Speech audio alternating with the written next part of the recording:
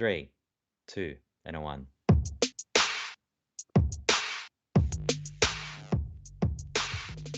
Hello and welcome to episode 169 of the Naked Tech Podcast. It's a show that gives you everything you need to know about consumer tech, the internet, and all about Zemo's dance moves. I'm your friend Jeff Kim. My name is Calvin Lee, and did you know that Elon's never heard of the cockatoos?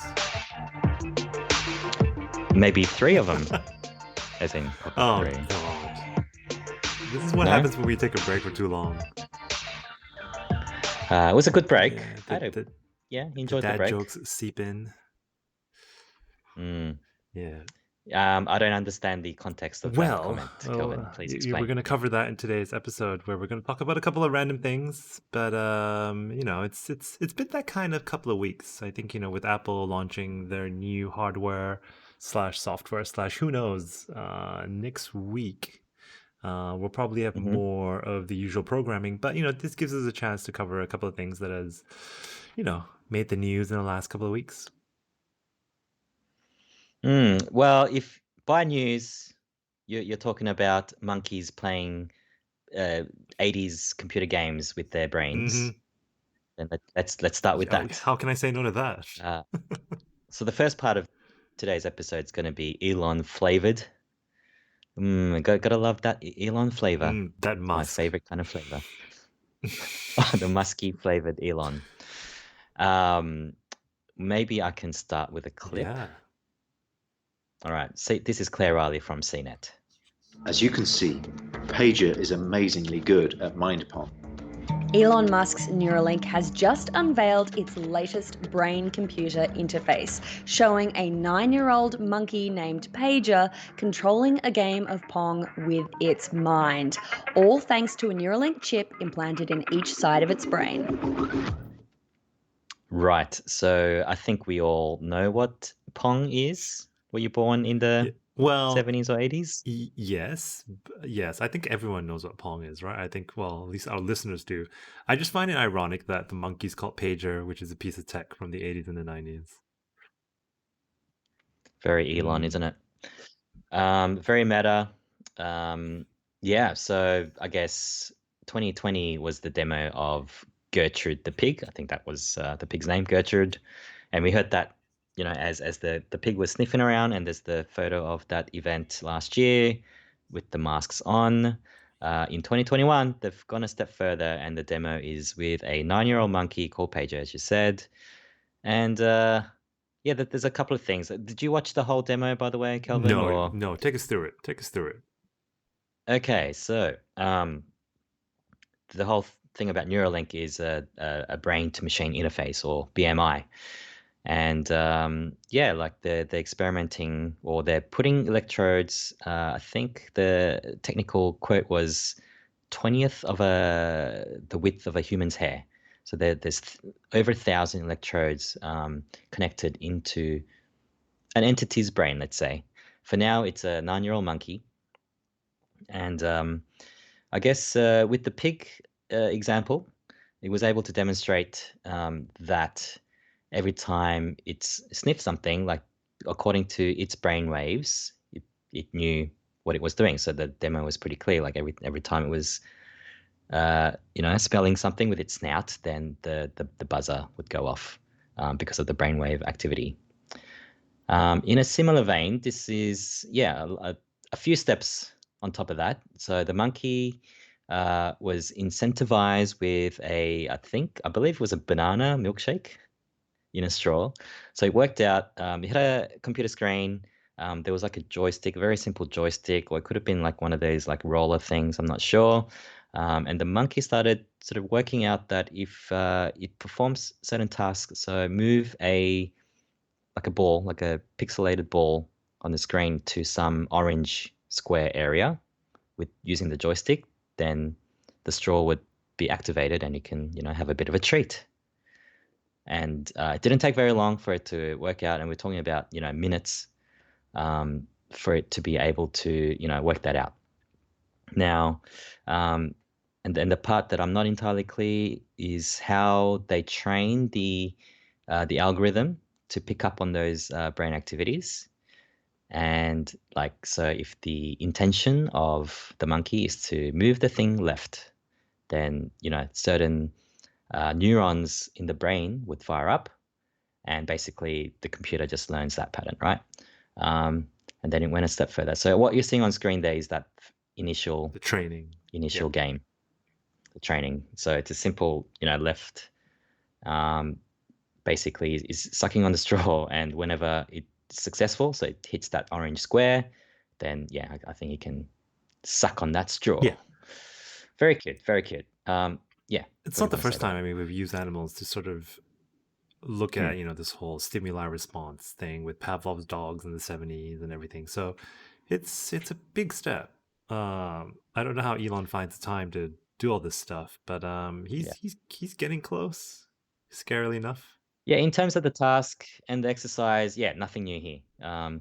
But the only difference is that it's hooked up to this BMI, this Neuralink chip, and it's basically learning over time. Now, at some point, they're going to unplug that joystick, so it's not powered, and somehow he'll be doing the same task without. It thinks that it's using the joystick, but it really isn't.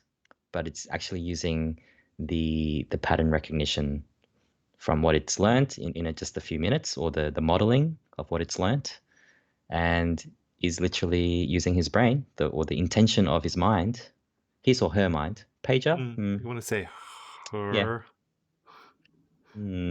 Yeah, let's go with her mind. And yes, and eventually, like, they take the joystick away, even like fully, and it's just like looking at the screen and playing Pong. Yeah. So those are the sort of steps for this demo. Did you ever watch Limetown, the Facebook original TV series on Facebook? Well, I've seen maybe just the trailer for it. You did mention it the last time we talked about Neuralink as well, with the pig involved as well. But because I think the pig features quite a bit in that show. Right. Is that right? So if hope we never get there. That's all I'm saying. It's the worst case scenario with Limetown. But Jessica Biel was good in that. If you haven't checked it out, it's free on Facebook, which I thought, I really thought they would take off with Facebook TV and all, but I haven't heard much since Limetown, which was about 2 years ago, I think. So, we'll keep an eye out on Neuralink, which, look at the monkey go. I mean, if you're watching us on Twitch, if you're not watching us on Twitch, you're missing out a lot, because I can just stare at this monkey play Pong all day. Yeah. So I think there's, the reason why Elon chose this monkey, I mean, there's a reason, right? It's very, we're imminent with this technology, because after monkeys, what's next? It's pretty much us. The technology is not so new, but I think this is a great example of how Elon can, get that media hype, get people talking. Like publicity-wise, this is kind of brilliant move. I mean, I've been listening to a bunch of publications, and they're just like, "Oh my God, this is the end," sort of thing. Like, we all knew this was coming, right? Like, you and I, Kelvin, like this is not a surprise necessarily, and like we've all been heading this way. I want to be a bit boring and just wonder about the legislation and what this actually means, and the fact that we can't even get drones up, running, it does damper my, sort of outlook on these things. But I think there will be side use cases for this. Like, I don't think it actually has to be this brain controlling almighty thing that you surgically have to implant in your head. Like, even if we take 1/10 of the opportunity and do other things with it, that's a big win in my books. I think the other clever thing about Neuralink's strategy is, let me just read Elon's tweet from the 9th of April, which says this. First, Neuralink product will enable someone with paralysis to use a smartphone with their mind faster than someone using thumbs. So the angle there is accessibility. So like the first use case will be for people with disabilities, like complete paralysis. I mean, that this is going to help them, 1,000%, right? Being able to communicate, even use limbs. But then beyond that, that's where it gets to the mainstream. So it's going to be a slow rollout. So I feel like the pathway is there already. So yes, there are regulatory challenges because we're talking about putting electrodes into someone's brain.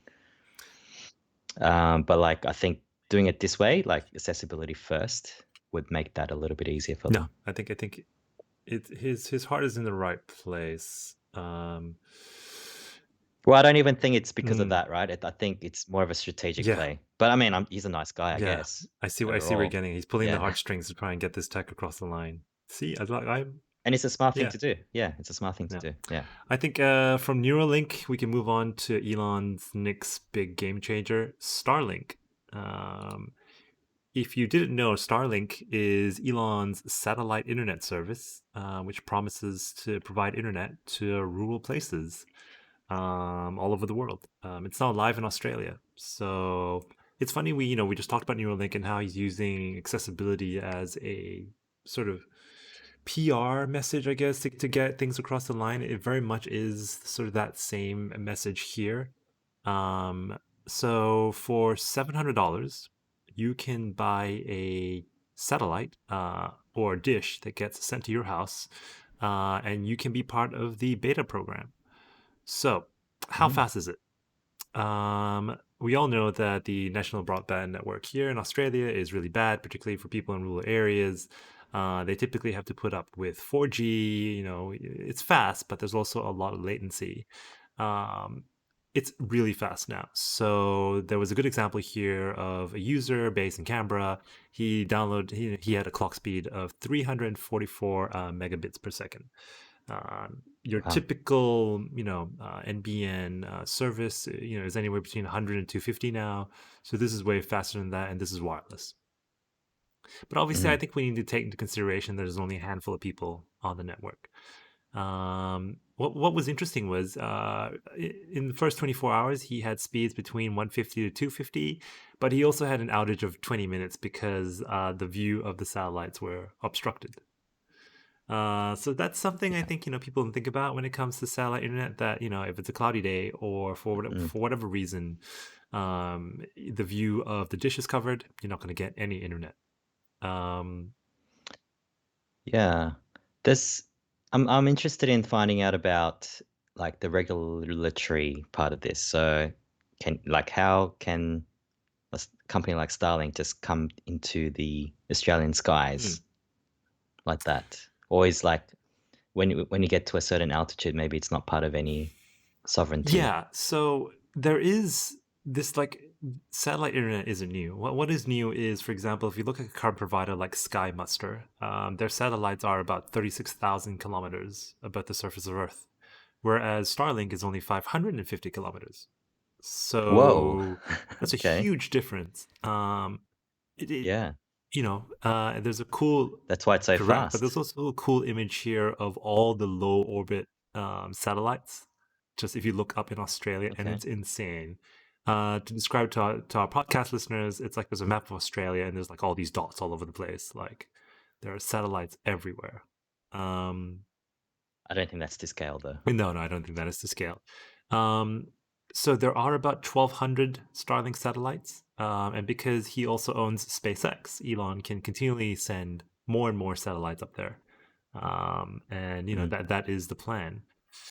Now, the reason why I made that opening, comment about cockatoos is there are some concerns that this might not survive the harsh conditions of Australia, particularly in the outback, because we have winds that are crazy. We have temperatures that can reach 40, 50 degrees Celsius, and and this lady was just making a joke about how when she spoke to Starlink, they've never even heard of cockatoos. So how does the wildlife interact with that? Who knows? Like, it's also very new, hence why they're doing a beta first. Right. The other tricky thing is Okay, I think. Yeah. The other tricky thing is Go on. the only license they have is to provide internet service to low density areas. So if you live anywhere near Melbourne or Sydney, there's no way you're getting this, because obviously NBN still wants to be the top dog. We'll watch a story. At the moment, it's looking good, good for regional areas. But will it be as stable, and will the latency be an issue as more and more people jump on the network? We'll see. I mean, it can't be any worse than NBN rollout. So I think I mean, for the customers, especially those regional areas, and I think I saw a quote there saying they easily pay up to $300 a That's right. month on internet, and it's kind of spotty, Yeah. even with that investment. So yeah, for those people, like this is amazing. And yeah, I mean, we all know that with connectivity, you're just going to get innovation in general. So yeah, I guess watch this space, and competition is good, regardless of what we think of foreigners coming into our skies. Invading our orbit. Well, that's literally what's Pretty happening. much. Yeah. I mean, what is next, Kelvin? I know the Loon project is done. That's the Google similar thing with Yeah. balloons that's been dropped from I also Google. don't think Facebook is going to do that laser plane thing. You know what I mean? Where they're going to beam internet off a plane. You know that's the size of a 747 that runs on solar power. I think Elon's got this one in the bag. It's scalable too, right? So yeah, they've got the infrastructure to take objects up there. Like they don't have to, like they can stay there forever, I think, from the sounds of it. There's a bit of, I guess, like light pollution for the astronomers. And I think there's differing opinions on that. I think on Download This Show just this morning, they mentioned a little bit of that, but I know like Elon has a standard answer. It's like it's actually not that different once it's established. But yeah, like I mean, I would actually like to see the array of satellites with my naked eye one day. That'd be cool. Because it's that close. They're just going to get closer and closer. 550 Ks, You could throw a baseball at it. Why not? Yes. So okay, that's a good one. Elon is dominating our skies. Yeah, and the show. Yeah. Well, let's go back to AI a little bit. So I've got a random piece of not so much news, but something that popped into my inbox or feed, let's just say. But I don't check the inbox. Sorry, it came across the feeds. Yes. So this is about a particular AI. I think it's powered by a Google AI engine called Magenta. But this is what's called the Lost Tapes of the 27 Club. And guess why it's called the 27 Club, I have Kelvin? no idea. So I know you're not so much a music fan, but like for some reason, a lot of, I don't know, troubled musicians over the years, like from the 50s, 60s, 70s, all the way through current days, all kind of died in tragic circumstances at the age of 27. So Kurt Cobain is 27. I think I was just finishing high school, so maybe showing my age there. There was a bit of a shock to myself that year. We've also got Amy Winehouse. There was Jimi Hendrix. Even Jeff Buckley. He's a bit more of an indie guy, but like he also died at the age of 27 in a drowning accident. So for some reason, 27 is a thing. Now, I might just maybe play the clip. So yeah, what happened was that this organization, it's a non-for-profit organization called Over the Bridge. They look after mental health in musicians. So this all kind of like ties into that theme, right?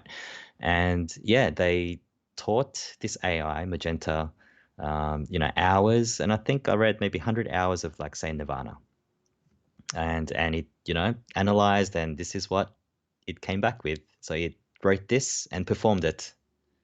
Yes, here we go.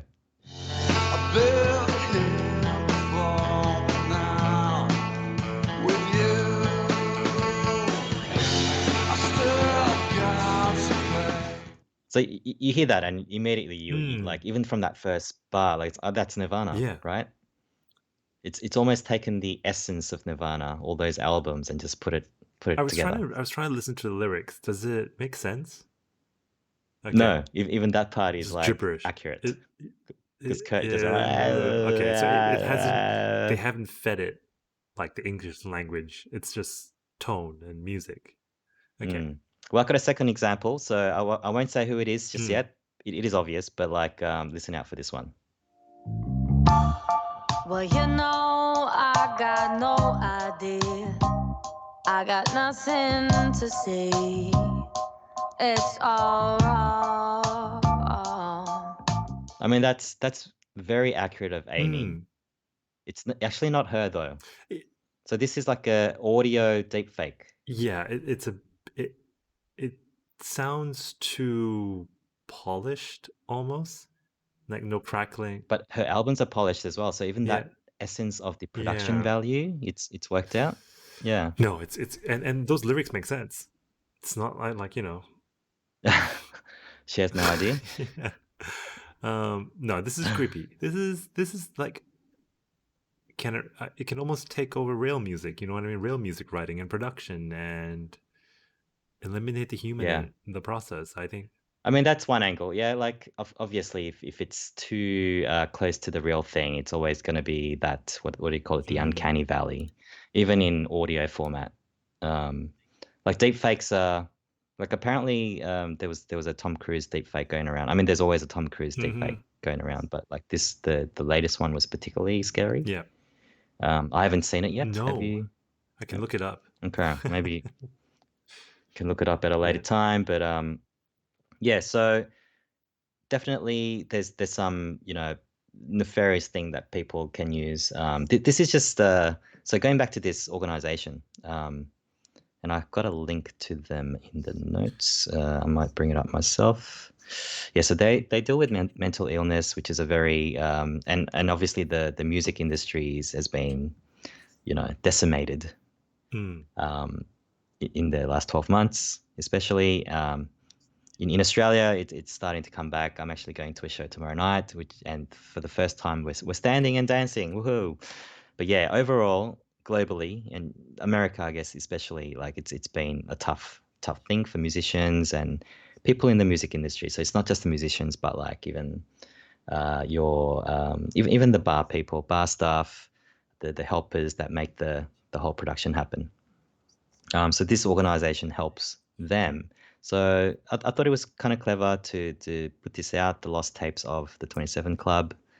Does it prove a point? I'm not sure. The technology is kind of interesting, like nothing new, but I feel like this is almost the best example so far in terms of where you know, machine learning and neural networks can take us. Now I delved even further, Kelvin. So I come across this Google Magenta, like I said. So if you go all the way to the, is it at the bottom? I'm not sure where it is, but I also have a link to, let me bring that up myself. The synth super, hey. The NSYNC Yeah. Super, yes. So I'm going to play a couple of clips from this. So it's by Google. And essentially what they've done is, actually, you know what? I've got the intro clip to tell you what they've done with this. Take it away. Using Magenta as well. And one of the first projects we worked on was NSynth, which stands for Neural Synthesizer. The NSynth algorithm learns the core aspects of what makes each sound like it does, and then combine those characteristics, drawing a new sound that's not just a blending of the two original sounds. Right. So this is they started with the algorithm for it. So I think you can kind of guess how you know, the two clips that we heard earlier with Nirvana and Amy Winehouse, or in the style of them, was kind of created with this algorithm. This next part will talk about the instrument that they actually created with another team from Google. So it was a collaboration. So the software was one side of the thing that created NSynth, and the instrument is called NSynth Super, and this is what they did. It's technically a very complicated algorithm. And so we've needed to go from heavy math and big computers and lots of code to something that musicians could play. Here's a flute. Here's a snare. Guess in the middle, this is what it sounds like. Yeah, so it might not be so interesting for non-musicians or like music people, but like I find that fascinating. Like, yeah, it's sort of using software to almost invent new kind of sounds based on two different inputs. Maybe you could even combine three different instruments maybe. But the interface, you got it on the screen there, but the interface is a very simple touch Yeah. thing, and you just move your finger I think around. it's Yeah. worth describing as well what the device looks Mm. like for the podcast listeners. It's a screen. It looks like any other amp, but it's got a big screen in the middle. It's got two knobs on each side, top left and top right, and a bunch of other smaller knobs at the bottom. So it allows you, I'm guessing, to adjust the wavelength, adjust the audio volume, and a bunch of things. You know, I'm not a musician, so I'm struggling here, but this, it's finally taking music to a new sort of level, right? I mean, this is what it's doing. I mean, music has pretty much stayed the same. It's been very analog until very recently, and now this is the evolution of it.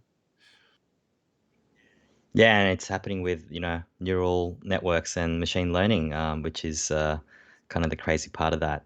And yeah, just to add on to the description of the instrument, so it has this sort of chromatic gradient on the screen, and I guess like what would you call that? Like a spectrum of colors.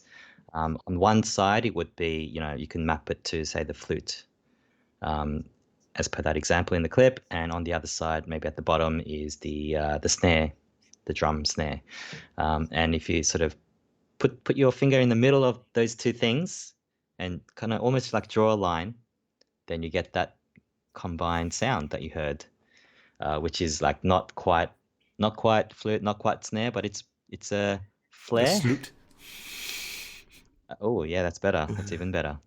Yeah, so yeah, I think they've mapped a number of instruments there, and believe it or not, Kelvin, this was actually taken from 2019. That's nuts. So Yeah. it's not a new thing, but I just sort of like started clicking through. Okay, oh, this organization used magenta. Oh, let's have a look at magenta. Oh, they did this NSYNC thing. So this is where I ended up with. But yeah, just in terms of like, it is a bit of a slow news month even, and yeah, it's something like this I really enjoy. But this is happening, and there's going to be more examples like this coming up. Yeah, and what's really cool as well, as as you can see on the Twitch and YouTube video here, is it's also open source, so you can build your own NSYNC Super, and it uses open source libraries like TensorFlow and open frameworks. So if you're a data scientist or a machine learning expert, you know exactly what those things are. They're very common. Everything's available on GitHub. So if you're a musician, give it a go and let us know what you think. Yeah, and maybe a good segue, because you've sent me a link to the new Rode Connect piece of software, which replaces the podcasting hardware thing Yeah. box almost with Rode microphones.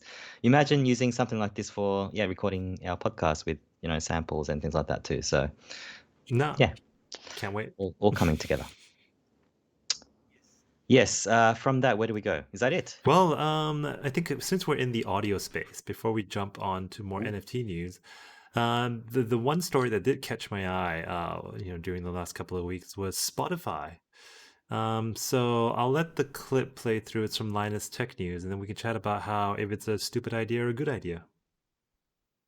After being leaked a bajillion times, Spotify has finally officially announced an in-car music player called the Car Thing. No. That's actually the name. It's a little display that can be controlled with both the built-in dial or by voice using the Hey Spotify keyword. Spotify is actually giving Car Thing away to Spotify premium subscribers, but you need an invite to get one. And when it actually launches for real, it'll cost $80. Hey. So send me the invite. Yeah, Spotify, if you're listening, because we are on Spotify as well, send Jeff there so you can hook it up to his Mazda 3, and you can do a quick review. And you know what? The first person I thought about when I saw this story was you, because I was thinking about the use case.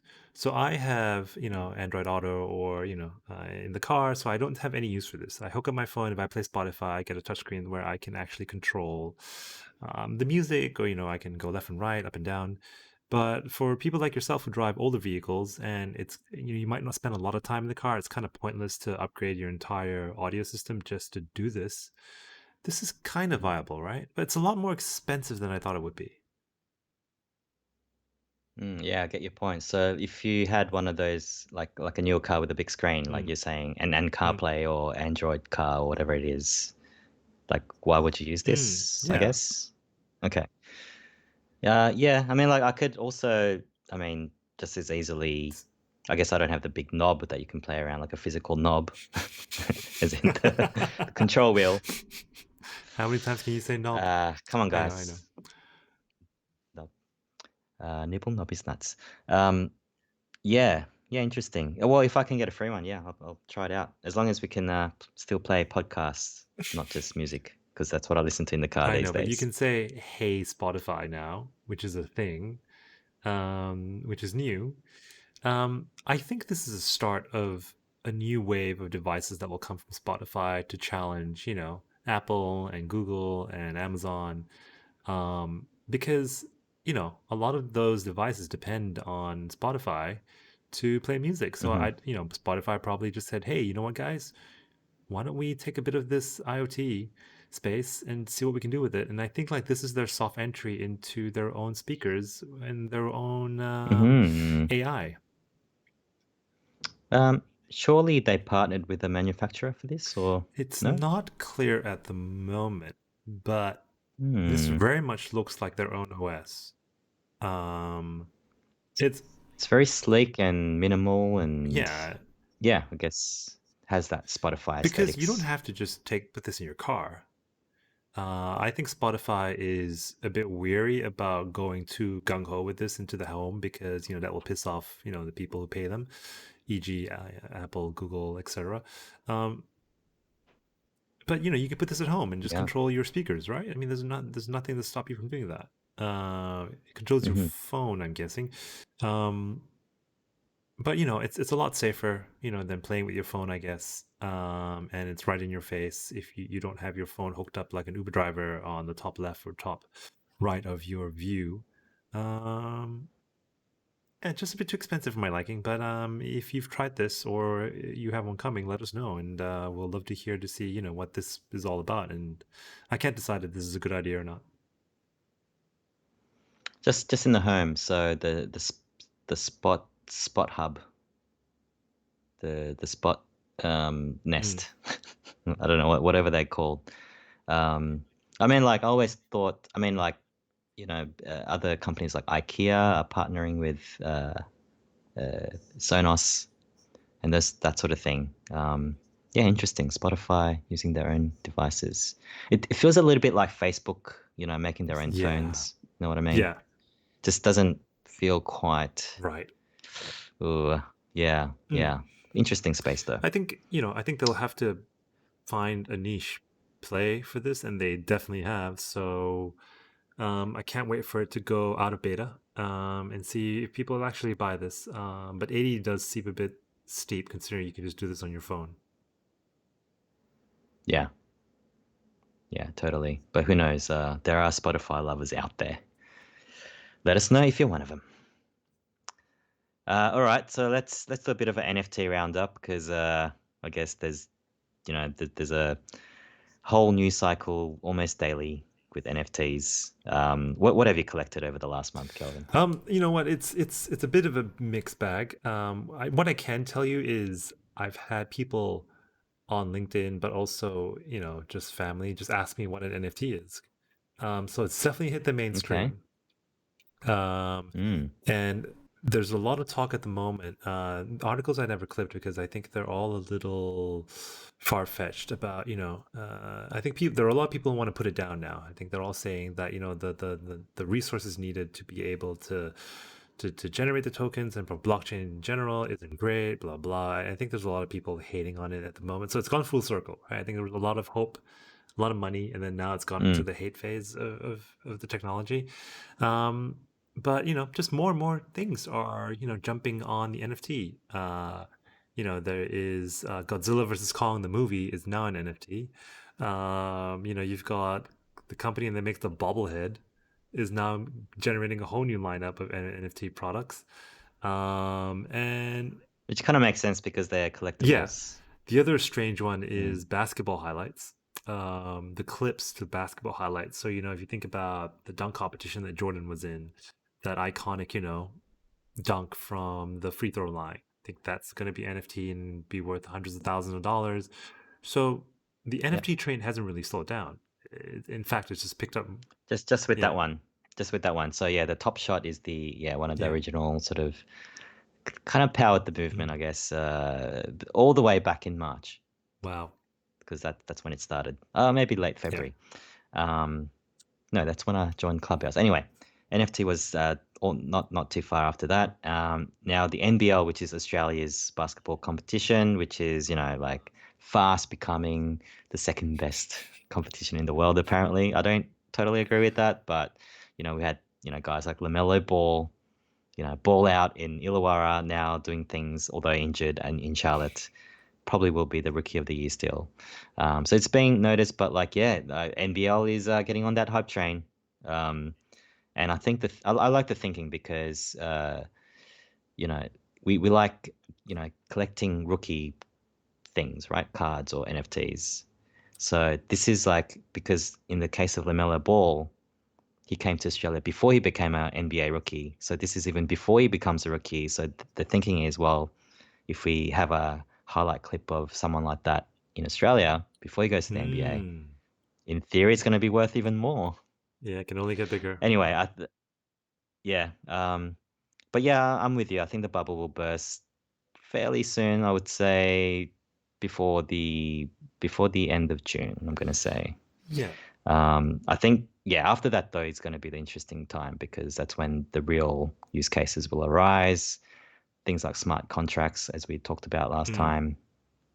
The boring stuff of NFTs. Yeah, and by the way, I think that's everything blockchain.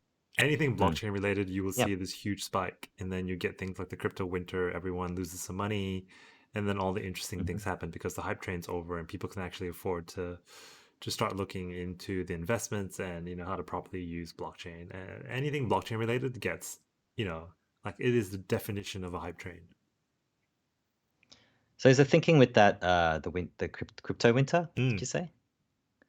Is the thinking that after that, that's when we kind of wake up one day and say, oh, we're actually using blockchain everywhere now? Yeah, I think that happened once when all the the bitcoins and the ethereums of the world all tanked and their prices were at an all-time low, and everyone just left the crypto space and the blockchain space and start working on different things. And then people came back because so basically it left, all the speculators left, and it really left with the people who believe in the technology and what it can do, and they start working on big things. So this will happen as well. I think you'll see a lot of people who aren't interested in the technology. They're just interested in how to make a quick buck.